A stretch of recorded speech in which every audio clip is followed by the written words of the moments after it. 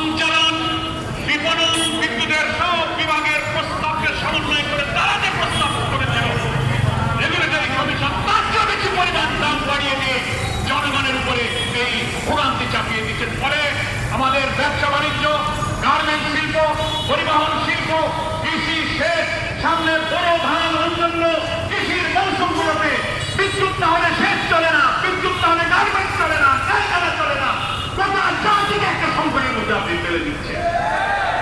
রামিসার মতো শিশুর নিষ্পাপ খুন নিষ্ঠুর ভাবে হলো, চাঁদাবাজি হচ্ছে, লুটপাট হচ্ছে।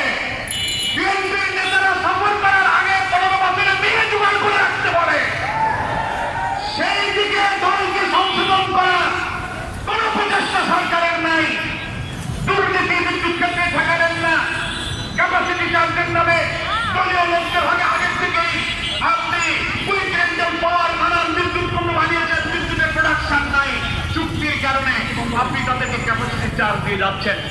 এই অর্থমন্ত্রী আমির খসরু সাহেব IMF এর শর্ত পূরণ করার জন্য বৈঠক করে IMF শর্ত দিয়েছে বিদ্যুতের দাম বাড়াও। বিশ্বব্যাংক আর IMF এর কাছে আমরা তো দাসখত দেইনি, আমরা তাদের গোলাম না। তাদের কথায় আপনি বিদ্যুতের মূল্য বৃদ্ধি করে জনগণের দুঃখ কষ্ট দুর্ভোগ আপনি আবার বাড়িয়ে দিয়েছেন। সেজন্য আমরা পরিষ্কার বলতে চাই, আজকের এই মিছিল পূর্ব সমাবেশে অবিলম্বে এই বর্ধিত মূল্য প্রত্যাহার করতে হবে।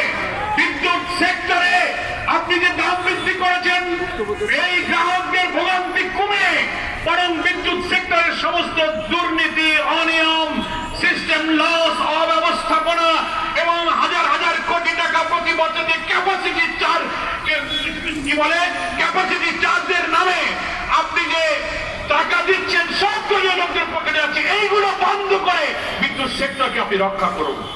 সারা দুনিয়াতে বিদ্যুৎ সেক্টরকে রক্ষা করার জন্য নবায়নযোগ্য জ্বালানি, রিনিউয়েবল এনার্জি যেটাকে বলা হয়, সারা বিশ্বের দেশগুলো সেই দেশে নবায়নযোগ্য জ্বালানি তৈরি করার, সৃষ্টি করার এবং বিপণনের জন্য, উৎপাদনের জন্য পদক্ষেপ নিচ্ছে।